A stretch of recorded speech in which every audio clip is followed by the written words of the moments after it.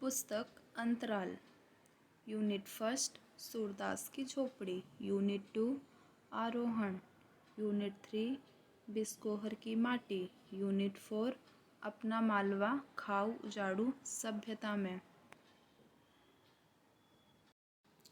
Start करते हैं आज का पहला चैप्टर, सूरदास की झोपड़ी। First unit. सूरदास की झोपड़ी प्रेमचंद्र के उपन्यास रंगभूमि का एक अंश है।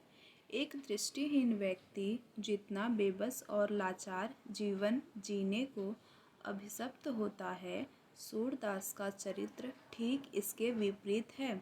सूरदास अपनी परिस्थितियों से जितना दुखी व आहत है, उससे कहीं अधिक आहत है भैरव और जगधर द्वारा किए जा रहे अपमान से, उनकी ईर्ष्या से।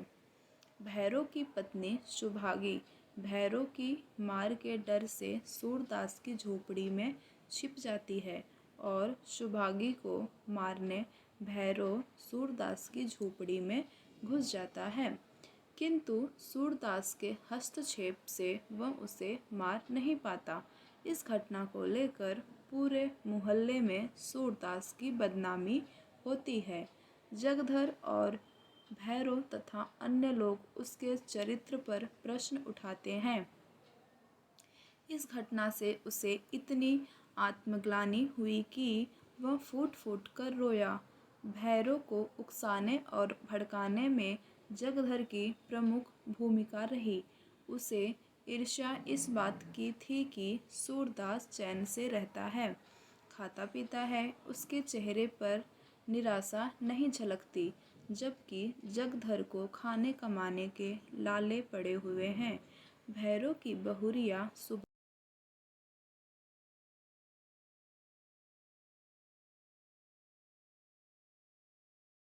की चर्चा पूरे मोहल्ले में इतनी हुई कि भैरव अपने अपमान और बदनामी का बदला लेने की सोच बैठा।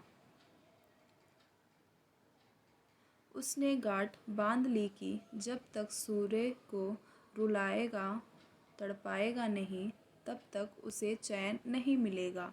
उसे लगा समाज में इतनी बदनामी तो हो ही गई, भोज भात बिरादरी को कहाँ से देगा। भैरव सूरदास पर नज़र रखने लगा।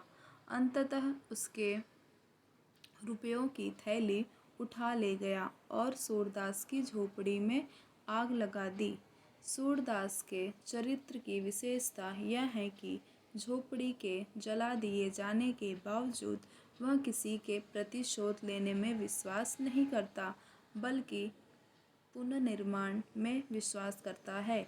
इसलिए वह मिठुआ के सवाल, जो कोई 100 लाख बार झोपड़ी को आग लगा दे तो, के जवाब में दृढ़ता के साथ उत्तर देता है, तो हम भी 100 लाख बार बनाएंगे।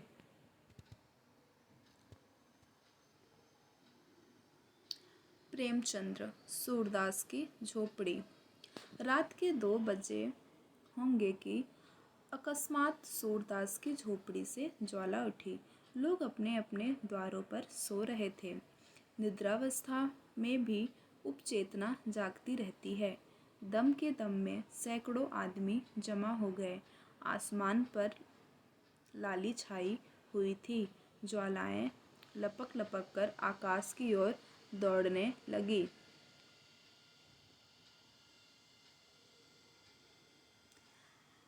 कभी उनका आकार किसी मंदिर के स्वर्ण कलश का सा हो जाता था, कभी वे वायु के झोंकों से यूं कंपित होने लगती थी, मानो जल में चांद का प्रतिबिंब है।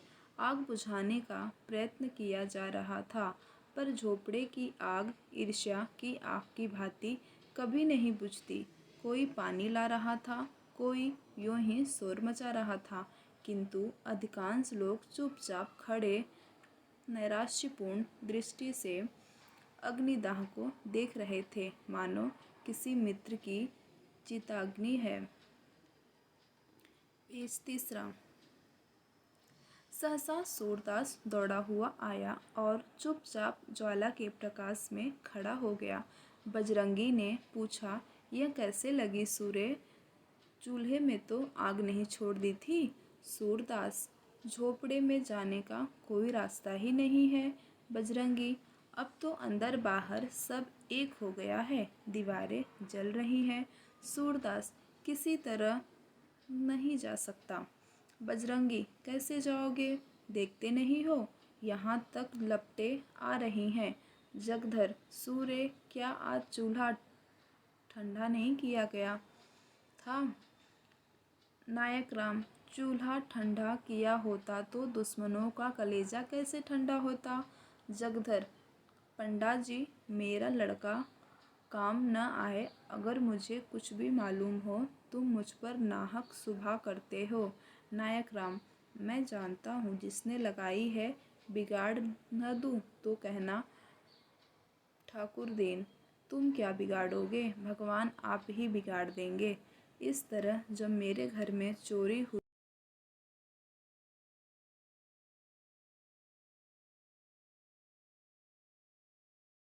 भगवान उसका सत्यानाश कर दे। सूरदास, अब तो लपक नहीं आती। बजरंगी, हाँ, फूस जल गया, अब धरन जल रही है। सूरदास, अब तो अंदर जा सकता हूँ। नायक राम, अंदर तो जा सकते हो पर बाहर नहीं निकल सकते। अब चलो आराम से सो रहो, जो होना था हो गया, पछताने से क्या होगा। सूरदास, हाँ, सो रहूँगा, जल्दी क्या है? थोड़ी देर में रही सही आग भी बुझ गई। कुशल यह हुई कि और किसी के घर में आग न लगी। सब लोग इस दुर्घटना पर आलोचनाएं करते हुए विदा हुए। सन्नाटा छा गया, किंतु सूरदास अब भी वहीं बैठा हुआ था। उसे झोपड़े के जल जाने का दुख न था, बर्तन आदि के जल जाने का भी दुख न था। दुख था उस पोटली का, जो उसकी उम्र भर की कमाई थी, जो उसके जीवन की सारी आशाओं का आधार थी, जो उसकी सारी यातनाओं और रचनाओं का निष्कर्ष थी। इस छोटी सी पोटली में उसका, उसके पितरों का और उसके नामलेवा का उद्धार संचित था। यही उसके लोक और परलोक, उसकी दीन दुनिया का आशा दीपक थी। उसने सोचा, पोटली के साथ रुपए थोड़े ही जल गए होंगे, अगर रुपए पिघल भी गए होंगे तो चांदी कहाँ जाएगी? क्या जानता था कि आज वह विपत्ति आने वाली है? नहीं तो यहीं न सोता। पहले तो कोई झोपड़ी के पास आता ही न, और अगर आग लगाता भी तो पोटली को पहले ही निकाल लेता। सच तो यूँ है कि मुझे यहाँ रुपए रखने ही न चाहिए थे, पर रखता कहाँ? मोहल्ले में ऐसा कौन है जिसे रखने को देता? हाय, पूरे 500 रुपये थे, कुछ पैसे ऊपर हो गए थे। क्या इस दिन के लिए पैसे पैसे बटोर रहा था? पेज चौथा। खा लिया होता तो कुछ तस्कीन होती। क्या सोचता था और क्या हुआ? गया जाकर पितरों का पिंडा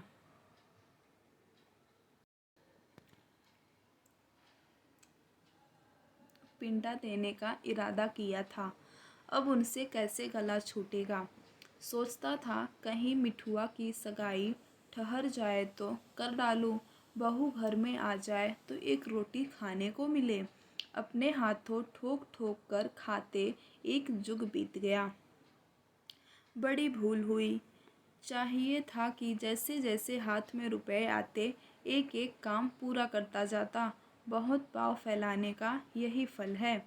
उस समय तक राख ठंडी हो चुकी थी। सूरदास अटकल से द्वार की ओर झोपड़े में घुसा, पर 2-3 पक्के बाद एकाएक पाँव भूबल में पड़ गया। ऊपर राख,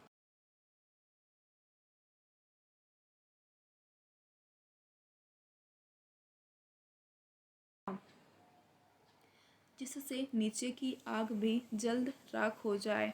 आध घंटे में उसने सारी राख नीचे से ऊपर कर दी, और तब फिर डरते डरते राख में पैर रखा।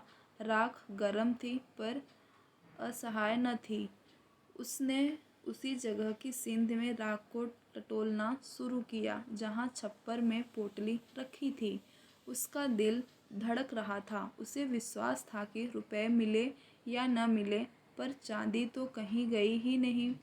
सहसा वह उछल पड़ा। कोई भारी चीज हाथ लगी, उठा लिया, पर टटोल कर देखा तो मालूम हुआ ईंट का टुकड़ा है। फिर टटोलने लगा जैसे कोई आदमी पानी में मछलियाँ टटोले। कोई चीज़ हाथ न लगी। तब तो उसने नैराश्य की उतावली और अधीरता के साथ सारी राख छान डाली। एक एक मुट्ठी राख हाथ में लेकर देखी। लोटा मिला, तवा मिला, किंतु पोटली न मिली। उसका वह पैर जो अब तक सीढ़ी पर था फिसल गया और अब वह अथाह गहराई में जा पड़ा। उसके मुख से सहसा एक चीख निकल आई। वह वहीं राख पर बैठ गया और बिलख बिलख कर रोने लगा। यह फूस की राख न थी, उसकी अभिलाषाओं की राख थी। अपनी बेबस का इतना दुख उसे कभी न हुआ था। तड़का हो गया। सूरदास अब राख के ढेर को बटोर कर एक जगह कर रहा था। आशा से ज़्यादा दीर्घजीवी और कोई वस्तु नहीं होती। उसी समय जगधर आकर बोला, सूर्य, सच कहना, तुम्हें मुझ पर तो शुभा नहीं है। सूर्य को शुभा तो था, पर उसने इसे छिपाकर कहा, तुम्हारे ऊपर क्यों शुभा करूँगा, तुमसे मेरी कौन सी अदावत थी। जगधर, मोहल्ले वाले तुम्हें भड़काएंगे, पर मैं भगवान से कहता हूँ, मैं इस बारे में कुछ नहीं जानता। सूरदास, अब तो जो कुछ होना था हो चुका। कौन जाने किसी ने लगा दी या किसी की चीलम से उड़कर लग गई। यह भी तो हो सकता है कि चूल्हे में आग रह गई हो। बिना जाने बूझे किस पर शुभा करूं। जगधर, इसी से तुम्हें चिता दिया कि कहीं सूबे में मैं भी न मारा जाऊं। सूरदास, तुम्हारी तरफ से मेरा दिल साफ है। पेज 5वां। जगधर को भैरव की बातों से अब यह विश्वास हो गया कि यह उसी की शरारत है। उसने सूरदास को रुलाने की बात कही थी। उस धमकी को इस तरह पूरा किया। वह वहाँ से सीधे भैरव के पास गया। वह चुपचाप बैठा नारियल का हुक्का पी रहा था, पर मुख से चिंता और घबराहट झलक रही थी। जगधर को देखते ही बोला, कुछ सुना? लोग क्या बातचीत कर रहे हैं? जगधर, सब लोग तुम्हारे ऊपर शुभा करते हैं। नायक राम की धमकी तो तुमने अपने कानों से सुनी।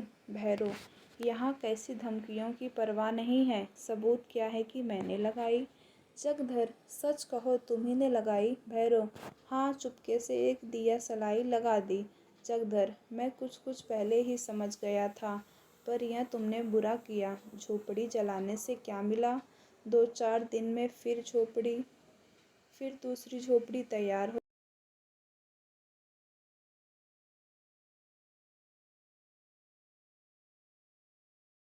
थैली दिखाई, जिसका रंग धुएं से काला हो गया था। जगधर ने उत्सुक होकर पूछा, इसमें क्या है? अरे, इसमें तो रुपए भरे हुए हैं। भैरव, यह सुभागी को बहका ले जाने का जरिमाना है। जगधर, सच बताओ, ये रुपए कहाँ मिले? भैरव, उसी झोपड़ी में बड़े जतन से धरन की आड़ में रखे हुए थे। पाजी रोज राहगीरों को ठगा कर पैसे लाता था और इसी थैली में रखता था। मैंने गिने हैं, 500 रुपये ऊपर हैं। न जाने कैसे इतने रुपए जमा हो गए। बच्चों को इन्हीं रुपए को गर्मी थी, अब गर्मी निकल गई। अब देखो किस बल पर उछलते हैं। बिरादरी को भोज भात देने का सामान हो गया, नहीं तो इस बखत रुपए कहाँ मिलते। आजकल तो देखते ही हो, बल्लम टेरों के मारे बिक्री कितनी मंदी है। जगधर, मेरी तो सलाह है कि रुपए उसे लौटा दो। बड़ी मशक्कत की कमाई है, हजम न होगी। जगधर दिल का खोटा आदमी नहीं था, पर इस समय उसने यह सलाह उसे नेक नियति से नहीं, हसद से दी थी। उसे यह हंसा था कि भैरव के हाथ इतने रुपए लग जाएं। भैरव आधे रुपए उसे देता तो शायद उसे तस्कीन हो जाती, पर भैरव से यह आशा न की जा सकती थी।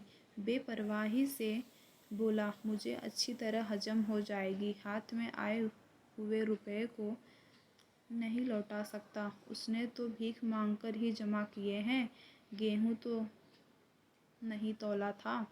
जगधर, पुलिस सब खा जाएगी। भैरव, सूर्य पुलिस में न जाएगा, रो धोकर चुप हो जाएगा। जगधर, गरीब की हाय बड़ी जानलेवा होती है।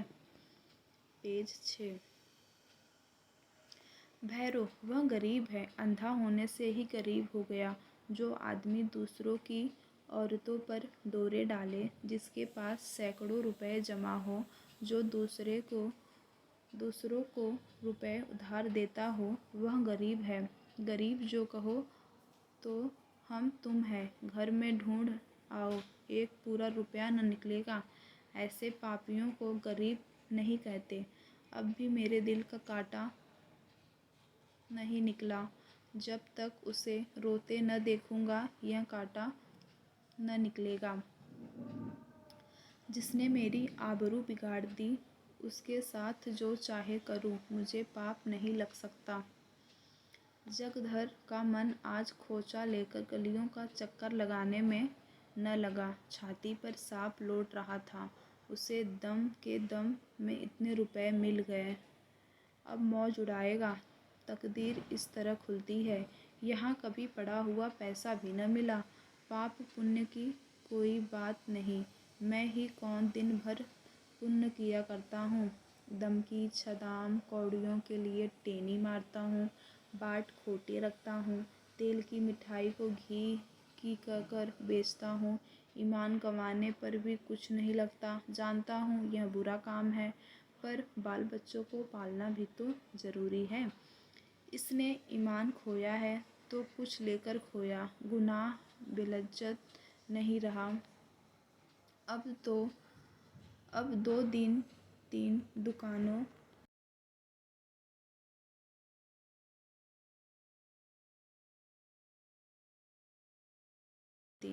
जगधर के मन में ईर्ष्या का अंकुर जमा। वह भैरव के घर से लौटा तो देखा कि सूरदास राख को बटोर कर उसे आटे की भांति गूँथ रहा था। सारा शरीर भस्म से ढका हुआ है और पसीने की धारें निकल रही है। बोला, सूर्य क्या ढूंढते हो? सूरदास, कुछ नहीं, यहाँ रखा ही क्या था, यही लोटा तवा देख रहा था। जगधर, और वह थैली किसकी है जो भैरव के पास है? सूरदास चौंका।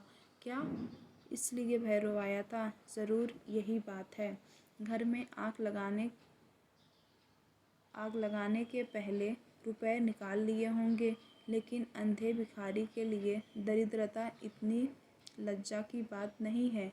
जितना धन सूरदास जगधर से अपनी आर्थिक हानि को गुप्त रखना चाहता था, वह गया जाकर पिंडदान करना चाहता था, मिठुआ का ब्याह करना चाहता था, कुआं बनवाना चाहता था, किंतु इस ढंग से कि लोगों को आश्चर्य हो कि इसके पास रुपए कहाँ से आए। लोग यही समझे कि भगवान दीन जनों की सहायता करते हैं। भिखारियों के लिए धन संचय पाप संचय से कम अपमान की बात नहीं है। बोला, मेरे पास थैली वैली कहाँ होगी किसी की? थैली होती तो भीख मांगता। जगधर, मुझसे उड़ते हो? भैरव मुझसे स्वयं कह रहा था कि झोपड़े में धरन के ऊपर वह थैली मिली 500 रुपए से कुछ बेसी है। सूरदास, वह तुमसे हंसी करता होगा। 5.5 रुपए तो कभी जुटे ही नहीं। 550 कहाँ से आते? पेज 7। इतने में सुभागी वहाँ आ पहुँची। रात भर मंदिर के पिछवाड़े अमरूद के बाग में छिपी बैठी थी। वह जानती थी आग भैरव ने लगाई है। भैरव ने उस पर जो कलंक लगाया था, उसे विशेष चिंता न थी, क्योंकि वह जानती थी किसी को इस पर विश्वास न आएगा। लेकिन मेरे कारण सूरदास का यूँ सर्वनाश हो जाएगा, उसका उसे बड़ा दुख था। वह इस समय उसको तस्कीन देने आई थी। जगधर को वहाँ खड़े देखा तो झिझकी, भय हुआ कहीं ये मुझे पकड़ न ले। जगधर को वह भैरव ही का दूसरा अवतार समझती थी। उसने प्रण कर लिया था कि अब भैरव के घर न जाऊंगी, अलग रहूंगी और मेहनत मजदूरी करके जीवन का निर्वाह करूंगी। यहाँ कौन लड़के रो रहे हैं, एक मेरा ही पेट उसे भारी है न, अब अकेले ठोके और खाए और बुढ़िया के चरण धो धोकर पिए। मुझसे तो यह नहीं हो सकता। इतने दिन हुए इसने कभी अपने मन से धेले का सिंदूर भी न दिया होगा, तो मैं क्यों उसके लिए मरूं। वह पीछे लौटना ही चाहती थी कि जगधर ने पुकारा, शुभांगी कहाँ जाती है, देखी अपने खसम करतूत। बेचारे सूरदास को कहीं का न रखा। सुभागी ने समझा, मुझे झांसा दे रहा है, मेरे पेट की थाह लेने के लिए यह जाल फेंका है। व्यंग से बोली, उसके गुरु तो तुम ही हो, तुम्ही ने मंत्र दिया होगा। जगधर, हाँ यही मेरा काम है। चोरी डाका न सिखाऊं तो रोटियां क्यों कर चले। जब तक समझता था भला आदमी है, साथ बैठता था, हंसता बोलता था, लेकिन आज से कभी उसके पास बैठते देखा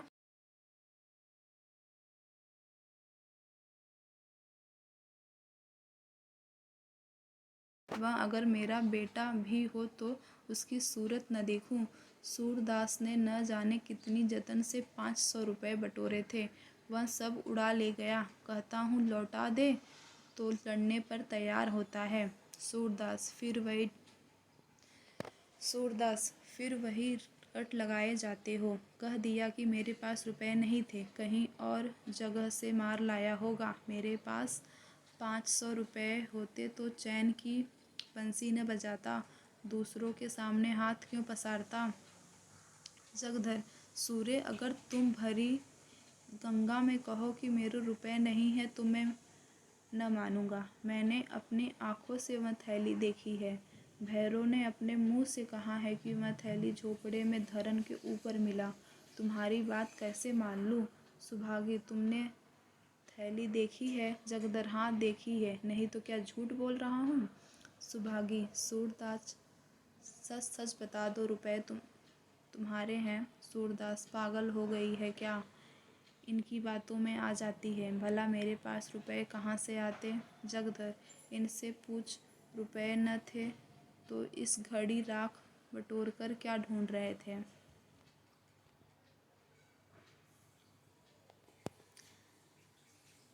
सुभागी ने सूरदास के चेहरे की तरफ अन्वेषण की दृष्टि से देखा। उसकी उस बीमार की सी दशा थी जो अपने प्रियजनों की तस्कीन के लिए अपनी भाषा वेदना को छिपाने का असफल प्रयत्न कर रहा हो।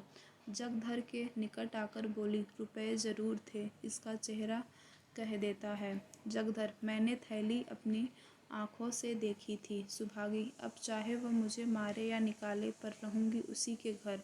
कहाँ कहाँ थैली को छिपाएगा, कभी तो मेरे हाथ लगेगी। मेरी ही कारण इस पर यह विपत पड़ी है, मैंने ही उजाड़ा है, मैं ही बचाऊंगी। जब तक इसके रुपए न दिला दूंगी मुझे चैन न आएगी। यह कहकर वह सूरदास से बोली, तो अब रहोगे कहाँ। सूरदास ने यह बात न सुनी। वह सोच रहा था, रुपए मैंने ही तो कमाए थे, क्या फिर नहीं कमा सकता। यही न होगा जो काम इस साल होता वह कुछ दिनों के बाद होगा। मेरे रुपए थे ही नहीं, शायद उस जन्म में मैंने भैरव के रुपए चुराए होंगे, यह उसी का दंड मिला है। मगर बेचारी सुभागी का अब क्या हाल होगा। भैरव उसे अपने घर में कभी न रखेगा, बेचारी कहाँ मारी मारी फिरेगी। यह कलंक भी तो मेरे सिर लगना था, कहीं का न हुआ। धन गया, घर गया, आबरू गई, जमीन बच रही है, यह भी न जाने जाएगी या बचेगी। अंधापन ही क्या थोड़ी विपत थी कि नित की एक न एक चपत पड़ती रहती है। जिसके जी में आता है चार खोटी खरी सुना देता है। इन दुखजनक विचारों में मर्माहत सा होकर वह रोने लगा। सुबागी जगधर के साथ भैरों के घर की ओर चली जा रही थी और यहाँ सूरदास अकेला बैठा हुआ रो रहा था। सहसा वह चौंक पड़ा। किसी ओर से आवाज़ आई, तुम खेल में रोते हो? मिठुआ घीसू के घर से रोता चला आता था। शायद घीसू ने मारा था। इस पर घीसू उसे चिढ़ा रहा था। खेल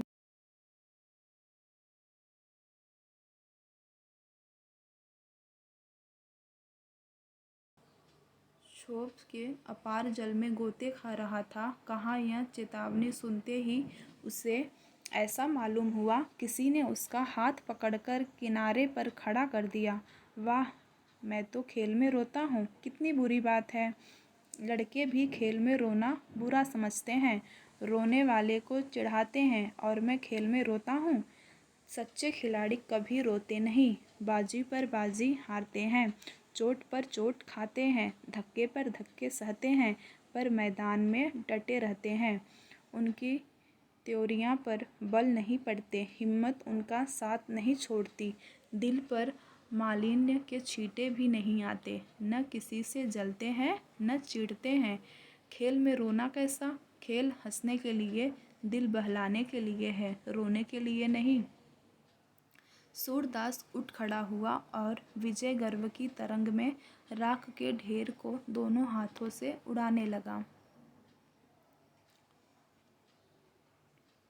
आवेग में हम उद्दिष्ट स्थान से आगे निकल जाते हैं। वह संयम कहाँ है जो शत्रु पर विजय पाने के बाद तलवार को म्यान में कर ले।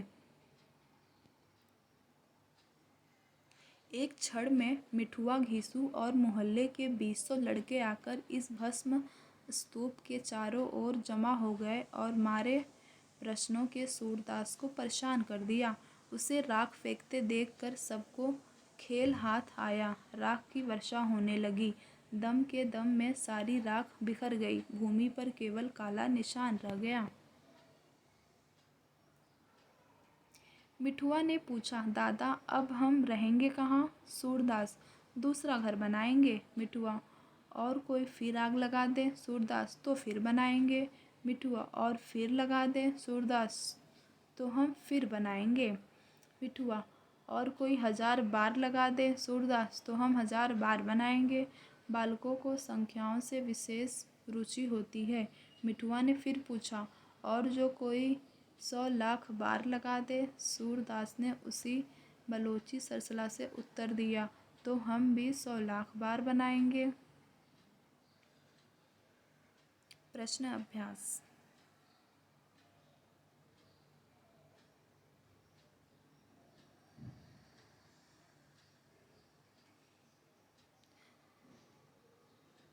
उपचेतना का मतलब नींद में जागते रहने का एहसास। अग्निदाह का मतलब आग की लपटें, आग का दहन। चिंताहीन मतलब चिंता में लगी अग्नि। खुटाई मतलब खोट। तस्कीन मतलब तसल्ली, दिलासा। ये सारे अर्थ हैं शब्दकोश के।